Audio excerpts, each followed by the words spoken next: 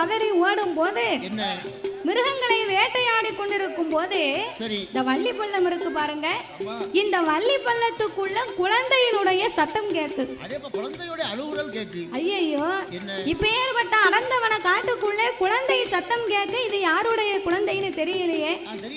உடனே ஓடோடி சென்று பார்க்க வேணும் என்று வள்ளி பள்ளத்திலே வந்து மகாராஜா பார்க்க, வள்ளி பள்ளத்தை எட்டி பார்த்தா ஒரு அழகான பெண் குழந்தை. பிள்ளையை பார்த்தா சூரிய பிரகாசம் எப்படி ஜொலிக்குமோ அது போல அப்படியே படிச்சு பிள்ளை முன்னுது. அழகோடு பிள்ளை இந்த வள்ளி பள்ளத்திலே இருக்க பார்த்தார் இந்த நம்பிராஜன். அடேங்கப்பா, அழகான பெண் குழந்தையை யாரோ இப்படி போட்டு விட்டார்களே, வந்தவர் உண்டா பார்த்தவர் உண்டா அப்படின்னு சத்தம் போட்டார்.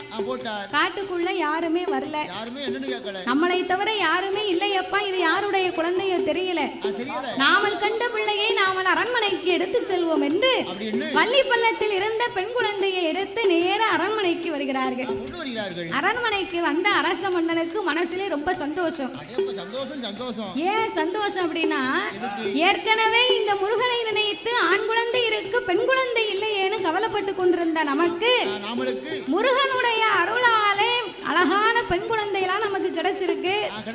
முருகன் தான் நமக்கு இந்த பிள்ளையை கொடுத்திருக்கிறார் அப்படின்னு இந்த வள்ளி பள்ளத்திலே கண்ட பிள்ளையை அரண்மனைக்கு கொண்டு வந்து பால் ஊட்டி சீராட்டி தாளாட்டி பிள்ளைக்கு அழகான பெயர் நாமத்தை சூட்ட வேணுமே என்று இந்த பிள்ளைக்கு என்ன பெயர் கொடுக்கிறார் தெரியுமா? இவள் வள்ளி பள்ளத்திலே பிறந்ததாலே உனக்கு வள்ளி நாயகி ஓம்பையேறு பிறந்ததாலே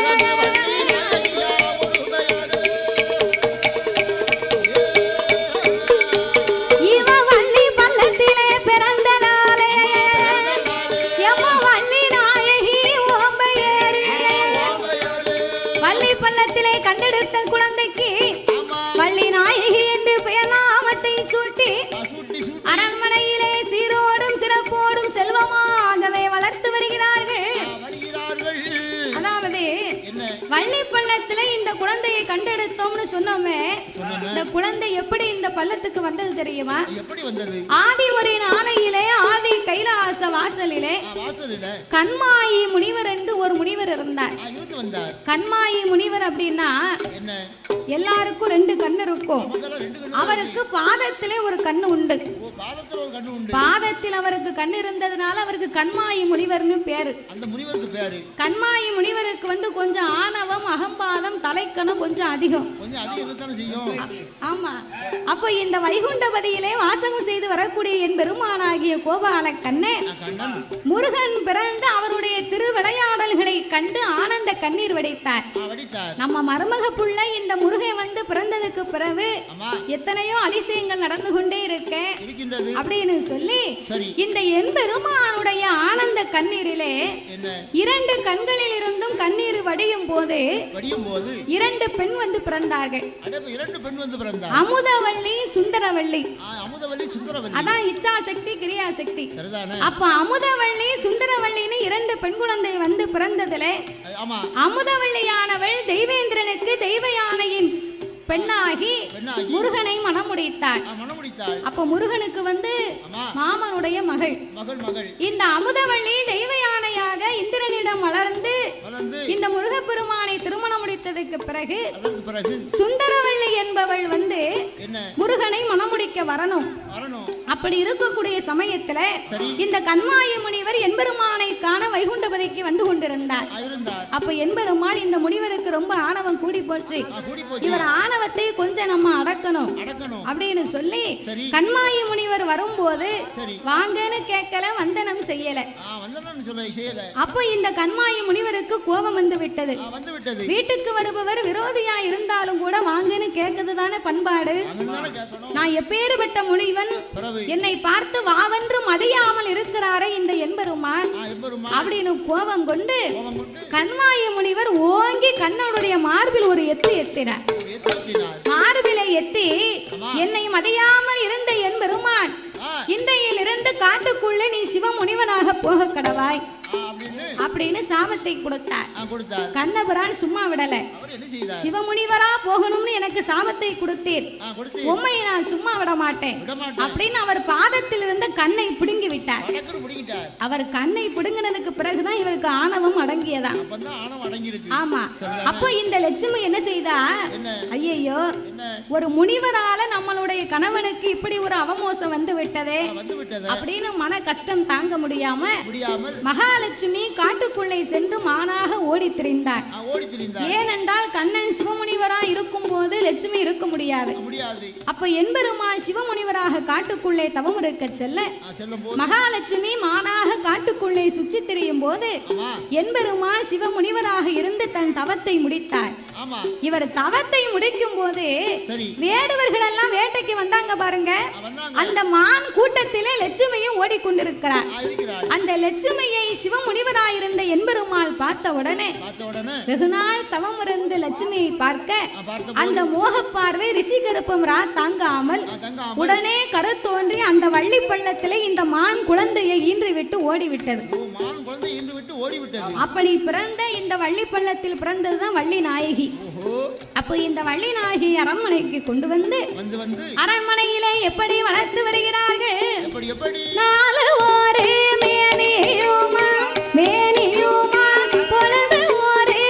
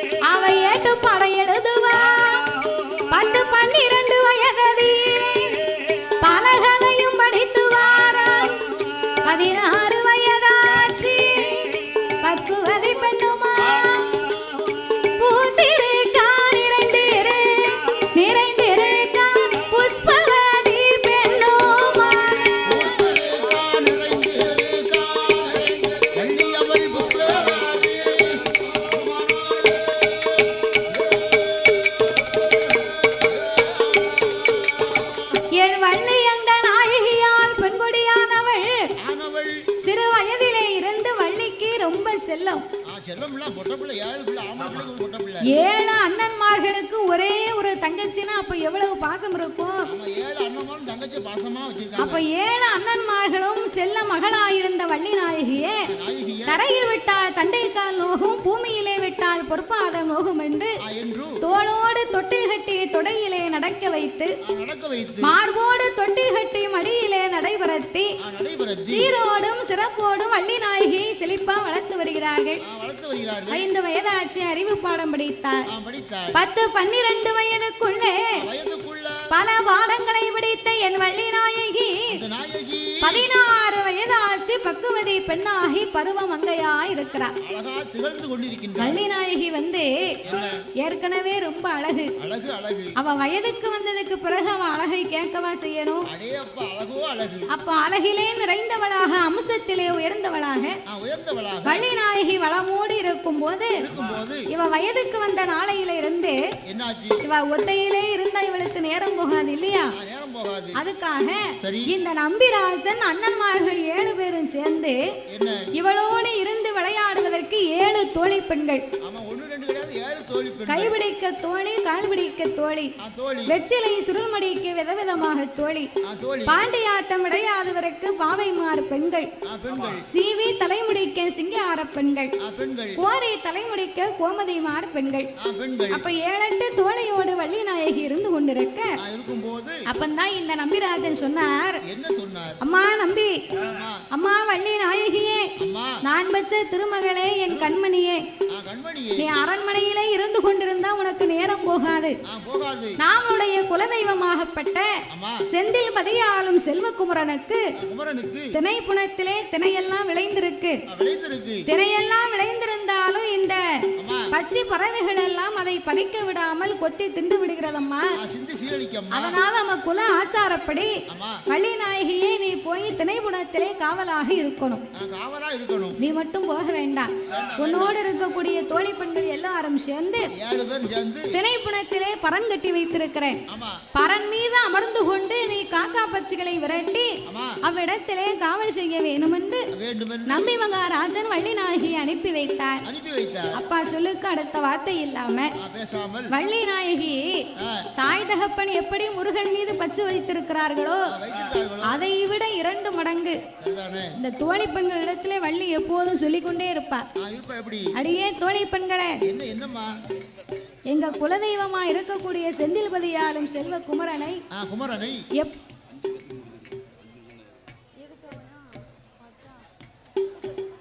அப்போ செந்தில்பதியாலும் செல்வகுமரனை தான் என் வாழ்நாளிலே நான் மனமுடிக்க போறேன்.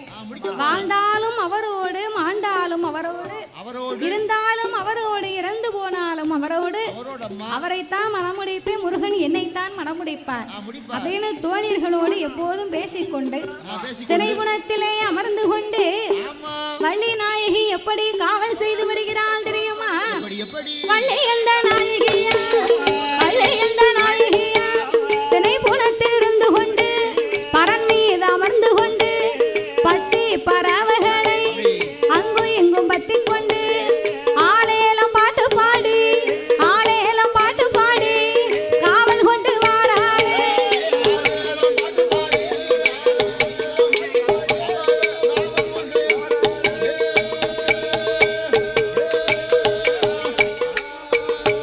அப்படி காவல் கொண்டு இருக்கும் போது என்ன என்ன நடக்குதா? கைலாச வாசலில் திணைப்புணத்திலே வள்ளி நாயகி காவலாகவே இருக்கக்கூடிய நேரத்தில் ஆதிகையிலே என் நாரத மகாமுனிவராகப்பட்டவர் கையில எந்த கலகமும் இல்லாமல் வேள்விமலை சாரல் ஓரமாக வந்து கொண்டிருக்க திரைப்புணத்தில் வள்ளி நாயகி ஆலயம் பாட்டு பாடி மயில்களை எல்லாம் விரட்டி கொண்டிருந்தார். இவள் குரல் கேட்டு வந்த நாரத மகாமுனிவராகப்பட்டவர் குரல் கேட்டு வந்த உடனே இப்பேறுபட்ட வள்ளி நாயகி முருகனுக்காகவா காத்திருக்கிறாள், இதனையே ஒரு கலகமாக உண்டு பண்ண வேணும் என்று அம்மா வள்ளியே, காவல் செய்து கொண்டிருக்கக்கூடிய உனக்கு திருமண காலங்கள் வந்து விட்டது. நான் ஒரு மாப்பிள்ளை பார்த்திருக்கிறேன். இங்க பாருங்க, என்னை பத்தி யோசிப்பதற்கு அம்மா அப்பா இருக்கிறார், தமையன்மார் இருக்கிறார், நீங்க புறப்படலாம்னு சொல்ல நாரதர் கோபம் கொண்டு உடனே ஆதி கைலைக்கு செந்தில்பதி ஆளும் செல்வகுமரனை பார்த்து வந்தார். ஐயா கண்டா கடம்பா கதிர்வேலா, உன்னை மனம் முடிப்பதற்காக உமக்காக ஒரு அழகான கனியை பார்த்து வைத்திருக்கிறேன். கனியா?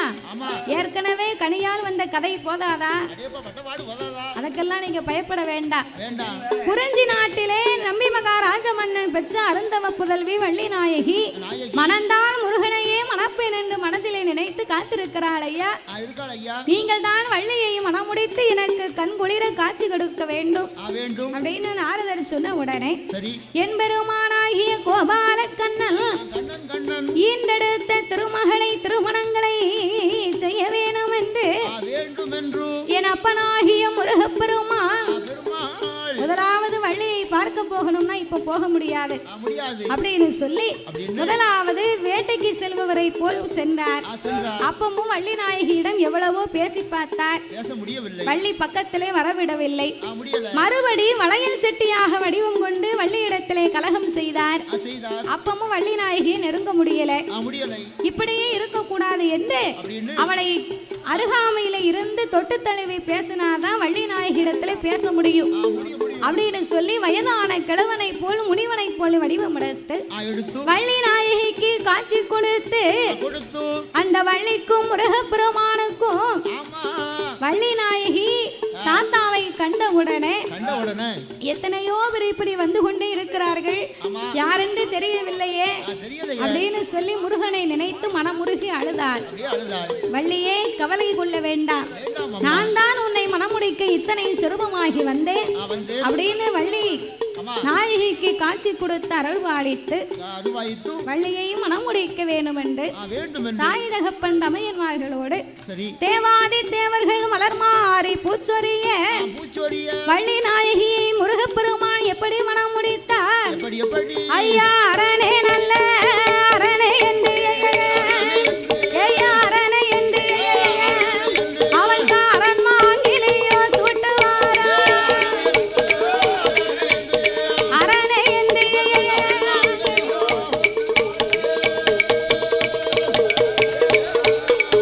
அவரோ சிவனே நல்ல சிவனே என்று சிவன் மாங்கிலியோ சூட்டுவாரா. தேவாதி தேவர்கள் மலர் மாறி புல்சொரிய தாய் தகப்பன் முன்னிலையிலே வள்ளிக்கும் இந்த முருகப்பெருமானுக்கும் திருமாங்கல்யம் சுத்தி மாலை மாற்றி மனமுடித்த தம்பதியர்களாக என் முருகப்பெருமான் வள்ளி மணவாளனாக திருமண கோலமாக கையிலையிலே இருந்து திருமண கோலமாகவே காட்சியளித்து வருகின்றார்.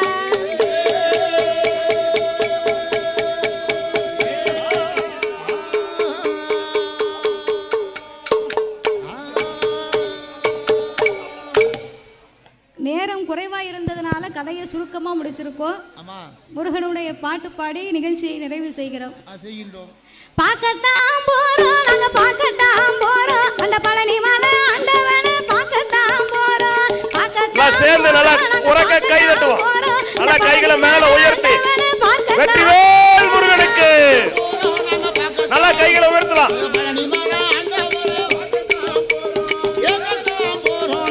வீரவேல் முருகனுக்கு, ஞானவேல் முருகனுக்கு. பார்க்கத்தான் போறோம், வள்ளி மணவாளனை பார்க்கத்தான் போறோம், இந்த வண்ணமயில் வாகனனை கேட்கத்தான் போறோம், இந்த வண்ணமயில் வாகனனை கேட்கத்தான் போறோம். கை உயர்த்தி தட்டலாம், கை தட்டலாம். அரோகரா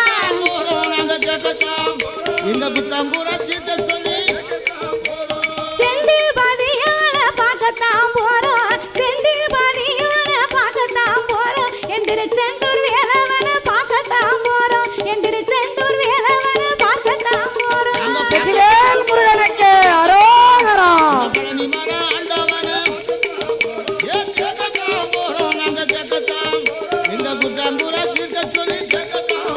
அவர் சந்தன பொட்டல பார்க்கத்தான் கை உயர்த்தி தட்டுவோம், கை உயர்த்தி தட்டுவோம். இதோட நிறைவடையது. நல்லா தட்டுவோம், இந்த சங்கினான நல்லா தட்டலாம், பார்க்கத்தான் போறோம், இந்த நல்லா தட்டுவோம். பின்னாடி இருக்கவங்க தட்டவே இல்லை, பின்னாடி பின்னாடி பின்னாடி பின்னாடி இருக்கவங்க,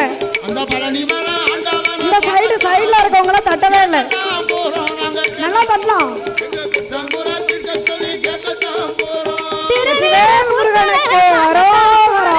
திருநீரு பூச்சல பார்க்கத்தான் போறோம், என் பழனி மலை வேலவனை கேட்கத்தான் போறோம், என் பழனி மலை வேலவனை கேட்கத்தான் போறோம். போயக்கூடாது, கை தட்டலாம். நல்லா தட்டுங்க, நல்லா தட்டுங்க. கைய உயர்த்தி வண்ண மயிலழக பார்க்கத்தான் போறோம், வண்ண மயிலழக பார்க்கத்தான் போறோம், எவடி வேலன் முருகனையும் பார்க்கத்தான் போறோம், எவடி வேலன் முருகனையும் பார்க்கத்தான் போறோம்.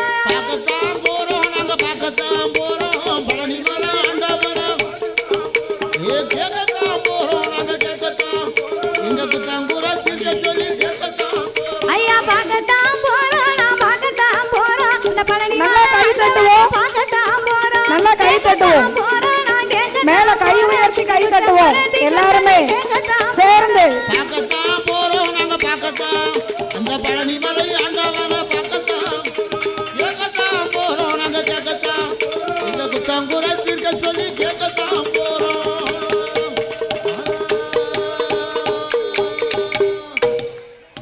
நல்ல ஒரு கரவோசை கொடுப்போம் அவங்களுக்கு. எவ்வளோ நேரம் நமக்காக முருகனை பாடி இங்கே கொண்டு வந்திருக்காங்க. 6 படை முருகனும் இங்கே வந்துட்டாங்க. அவங்க பாடின பாட்டிலே நல்லா கை தட்டுவோம், இன்னும் நல்லா சத்தமா.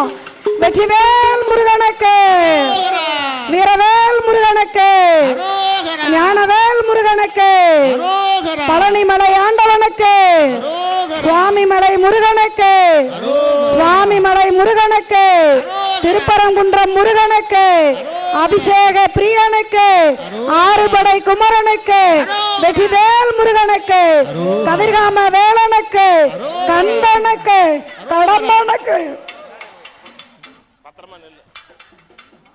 இப்பொழுது நம்முடைய வில்லுப்பாட்டு மாதவி அவர்கள் மிக அற்புதமாக முருகப்பெருமானுடைய வரலாற்றையே நம்முடைய கண்முன் கொண்டு வந்து நிறுத்தியிருக்கிறார். நல்ல பலத்த கரகோஷம் எழுப்பி அவருக்கு நாம் ஆதரவை தெரிவிப்போம்.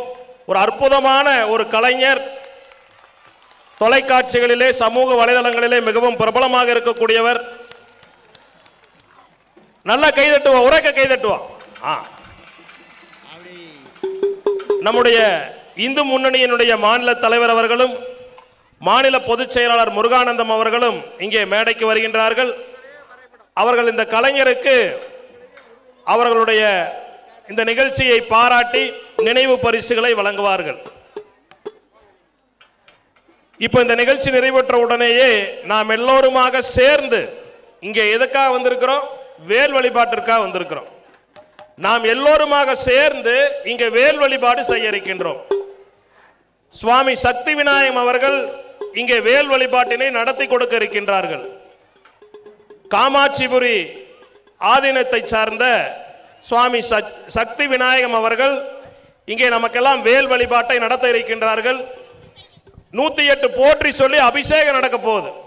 நாம் எல்லாம் சேர்ந்து இங்க 108 போற்றி சொல்றதான் சிறப்பு. அம்மா அங்க யாரும் போக வேண்டாம், அங்க இப்ப எங்கேயும் பிரசாத பை தரமாட்டாங்க. அங்க யாருமே டிக்கெட் கவுண்டருக்கு போக வேண்டியதில்லை. நம்முடைய சகோதரர்கள் அங்க கவனம் கொடுங்க. டிக்கெட் கவுண்டர்ல இப்ப யாருங்க அங்க கொடுக்க மாட்டாங்க பிரசாத பை. நம்ம எல்லாம் வந்து அமைதியாக உட்காரலாம். இங்க என்ன சொல்றாங்கிறத கொஞ்சம் கவனமா கேட்டு நாம கொஞ்சம் இருந்து மகா தீபாராதனையை தரிசனம் செய்து போனா தான் நமக்கு பலன் கிடைக்கும். இங்க நம்ம எல்லாருமா சேர்ந்து இங்க இப்பதான் வேல் பூஜையே நடக்க போகுது. அதுக்குள்ள ஊருக்கு கிளம்பிட்டீங்க. வந்தது வேல் பூஜைக்கு, ரொம்ப தூரத்துலேருந்து வந்திருக்கிறோம். ஆனால் பூஜை துவங்கறதுக்கு முன்னாடியே கிளம்பிட்டோம். நம்ம தயவு செஞ்சு உட்காரலாம். நம்முடைய இந்து முன்னணியினுடைய மாநில தலைவர் மரியாதைக்குரிய காடேஸ்வரா சுப்பிரமணியம் ஜி அவர்களும், இந்து முன்னணியின் மாநில பொதுச் செயலாளர் முருகானந்தம் ஜி அவர்களும் வில்லுப்பாட்டு மாதவி அவர்களுக்கு பாராட்டு தெரிவித்து அவர்களுடைய கலையை பாராட்டி நாம் எல்லாம் சேர்ந்து அவர்களுக்கு ஆசி கொடுக்கின்ற விதமாக பொன்னாடை அணிவித்து இங்கே மரியாதை செலுத்துகின்றார்கள். நம்முடைய வில்லுப்பாட்டு மாதவி அவர்களுக்கும் அவருடைய குழுவினருக்கும் இங்கே மரியாதை செலுத்தப்படுகிறது. கரத்த கரகோஷங்கள் எழுப்புவோம். இங்க 108 போற்றி இருக்கும். இந்த போற்றி நம்ம எல்லாம் சேர்ந்து சொல்ல போறோம். அது முடிந்த பின்னாடி நாம் எல்லாருமா சேர்ந்து கந்த சஷ்டி கவசம் பாட போறோம். அது முடிஞ்ச பின்னாடி மகா தீபாராதனை இருக்கும். தீபாராதனையோட தான் இந்த நிகழ்ச்சி நிறைவடையும்.